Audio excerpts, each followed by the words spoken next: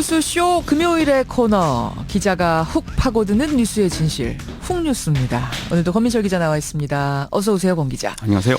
예, 오늘은 어떤 주제를 준비해 오셨어요? 네, 이번 주 복지부와 서울시 간의 대격돌이 있었습니다. 바로 이겁니다. 보건복지부가 서울시의 청년수당 집행을 중단시키는 직권 취소 조처를 내렸습니다.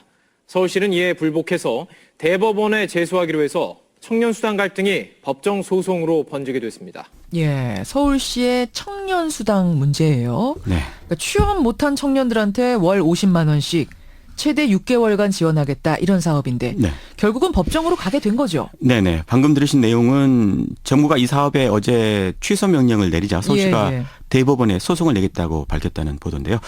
보기 드문 중앙정부와 지방정부 간 갈등입니다. 오늘 훅뉴스에선 이 청년수당을 둘러싼 논란의 사실관계를 가려보려고 합니다. 쟁점들, 그 네. 시시비비. 네. 예. 서울시는 이미 청년들한테 돈을 지급한 거죠? 네.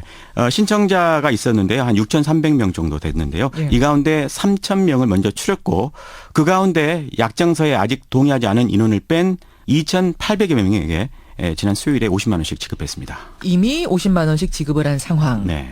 자, 여기까지가 이제 진행 상황입니다. 그럼 본격적으로 쟁점으로 들어가 보죠. 가장 큰 쟁점은 뭔가요? 얼마든지 일해서 돈 벌 수 있는 청년들에게 대체 왜 현금을 주냐? 왜 바로. 현금을 주느냐? 예, 이겁니다. 복지부는 이 사업을 선심성 사업이라고 보고 있는데요. 예. 복지부 강완구 국장의 그제 기자회견 내용 들어보시죠. 청년의 어려운 현실을 이용하여 그들의 환심을 사고자 하는 무책임한 포퓰리즘이라고 생각을 합니다. 네, 하지만 청년들의 생각은 달랐습니다. 물론 알바로 돈 벌어서 쓸 수도 있지만 알바할 시간에 취업 준비를 할 수 있다면 굳이 알바를 하겠냐는 겁니다. 다시 말해서 청년수당은 자신들에게 이 시간을 버는 데 도움이 된다는 건데요. 경기 청년유니온 한지혜 위원장의 말 들어보시죠. 네. 청년들이 어떤 활동을 하고자 하는지 자기 계획을 세우는 거기 때문에 되게 다양할 수도 있고, 임대료, 그러니까 지금 살고 있는 주거비로 사용을 하면서 자기가 하고자 하는 활동을 하고 싶다라고 이야기하고 있는 친구들도 있거든요. 그러니까 이 50만 원의 의미가 뭐냐? 이게 도움이 정말 실질적으로 되는 거냐, 안 되는 거냐? 이 부분이 첫 번째 쟁점이네요. 바로 그렇습니다. 두 번째는 뭔가요? 현금을 아무에게나 막 주는 거 아니냐, 이 부분인데요. 복지부가 가장 우려하는 부분이기도 합니다. 다시 복지부의 입장 들어보시죠. 예. 급기야 오늘은 현금으로 직접 입금하는 방식을 사용하고 있습니다. 이는 정부가 우려하던 무분별한 현금 살포 행위가 현실화된 것이며, 무분별한 현금 살포 행위다. 네, 바로 그 부분. 무분별한 살포가 관건인데요. 서울시는 활동계획서 등 이 서류 심사를 두 차례에 걸쳐서 진행해서 대상자들을 선발했다고 설명하고 있습니다. 예, 거기도 이제 양측의 입장이 팽팽하게 갈리는 거네요. 네. 그다음에 세 번째 쟁점은 뭐죠? 돈을 주면 청년들이 아무데나 막 쓰는 거 아니냐, 이 부분인데요. 서울시는 사용 내역을 보고받는다고 합니다. 하지만 그렇더라도요, 뭐 술 마시는 데 사용하는 돈까지 100% 걸러낼 수는 없겠죠. 예. 마음 먹고 전용하려면 불가능하지는 않다는 얘기입니다. 그래요. 정부의 지금 청년 지원 사업이라는 것도 있지 않습니까? 비슷하게. 그건 어때요? 제가 취재를 해보니까 좀 비슷한 처지 같더라고요. 청년 취업 아카데미라는 사업을 예로 들어보겠습니다. 예. 이게 취업 교육, 가령 컴퓨터 교육 같은 것을 거의 무료로 시켜주고요. 그래서 취업에 도움을 주자는 건데, 예. 이 프로그램에 정부는 올해 369억 원을 지출하고 있습니다. 문제는 이 돈이 줄줄 새고 있다는 건데요. 업계 내부자의 증언 들어보시죠. 예. 국가 예산으로 반을 운영해서 하는 여러 가지 정책 사업들이 있습니다. 그래서 이제 그런 사업들 중에서 이제 그 수강생들을 이제 모으면 그 수강생들을 근거로 해서 수강료를 이제 학원에 신청을 해서 자기 매출로 삼는 그런 프로그램들이 있습니다. 그런 프로그램들이 안일하게 운영이 될 거다. 그러니까 프로그램들이 안일하게 운영되고 있는 경우가 많다, 뭐 이런 제보예요? 그렇습니다. 이게 이제 구직자 머릿수가 학원들 매출로 직결되다 보니까 예.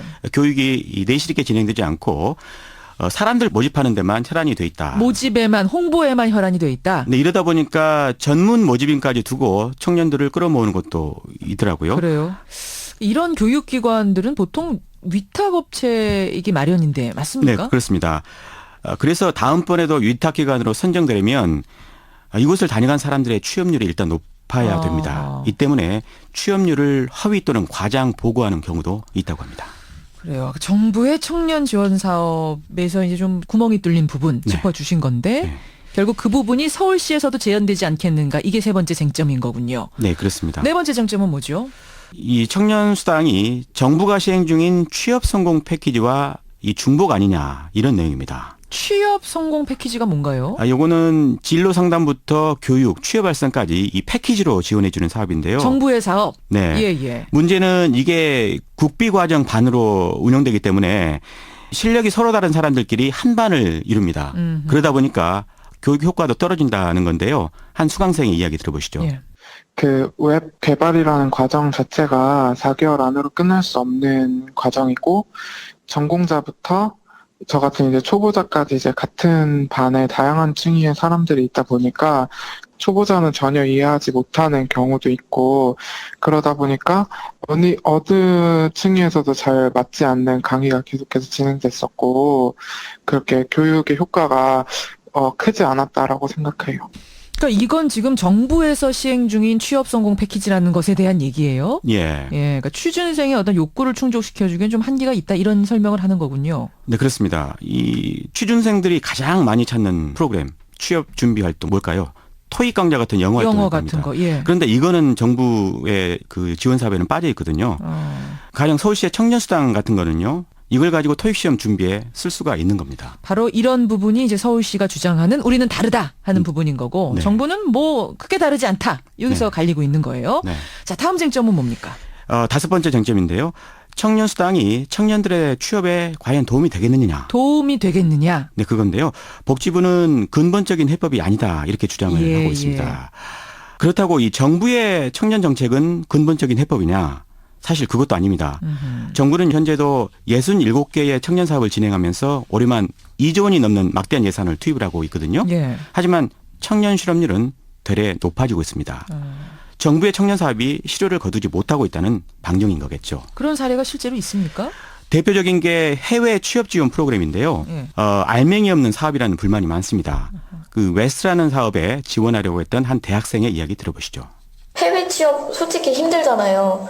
그래서 너 할 수 있어. 우리가 해줄게 했는데 뭐 지원한다고는 하는데 그게 되게 미미하거든요. 그래서 항공비나 뭐 그쪽 현지에서 살아야 될 그 집이나 그런 거 등등 해가지고 거의 한 1,000만 원 이상 들더라고요. 한꺼번에. 그러니까 포기를 하게 되는 거고. 차라리 그냥 워킹 홀리데이가 나을 수도 있겠다. 워킹 홀리데이. 그러니까 차라리 나을 수도 있겠다. 네. 그러니까 67개나 되다 보니까 실패한 사업도 있겠다 이런 생각이 드네요. 네, 그런 예는 그 해외 취업 지원 사업 말고도요, 더 있습니다. 가령 기술 교육 같은 건데요. 예. 예를 들어서 메이크업 민간 자격증 과정이라는 게 있습니다. 메이크업 화장이요? 네네. 여기에도 허점이 있는데요. 이 과정에 참여했던 청년의 이야기 들어보시죠. 예. 아니요. 제가 화장하는 법을 아예 몰라가지고 그냥 기초부터 배워보려고 한번 찾아보니까 국비 지원 프로그램이 있어가지고 신청하게 되었어요.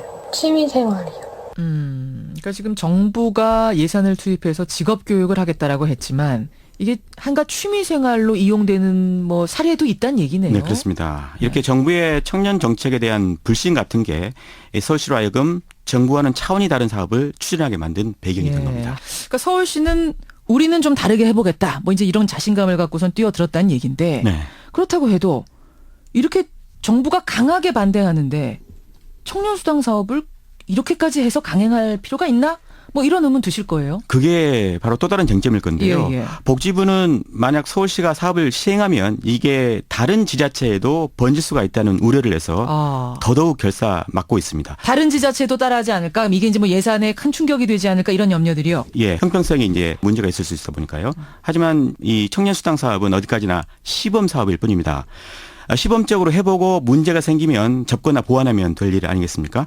예, 이제 그게 서울시의 입장인 건데 어찌됐든 복지부의 취소 명령을 지금 서울시가 따르지 않는다면 이건 뭐 법정으로 갈 수밖에 없는 거죠. 네. 그 법 위반 여부는 어떻게 따지게 됩니까? 문제가 되는 건 사회보장기본법인데요. 이 법에는 새로운 사회보장 제도를 도입할 때는 국가와 지자체가 협의하고 협의가 이루어지지 않으면 사회보장위원회가 조정하도록 되어 있습니다. 아하. 그런데 양측 간 협의가 6월 말에 중단됐기 때문에 사회보장위원회가 가동됐어야 맞겠죠. 예, 예. 하지만 아직까지도 이게 안건으로도 올라가지 못하고 있습니다. 상정조차 되지 못한 거예요? 네네. 왜요? 그러니까 정부가 이 사회보장위원회의 조정에 조금 소극적으로 나섰다고 볼 수밖에 없는 상황이죠. 그래서 서울시가 더는 기다리지 못하고 강행에 나선 겁니다. 예. 한 가지 특이한 거는요.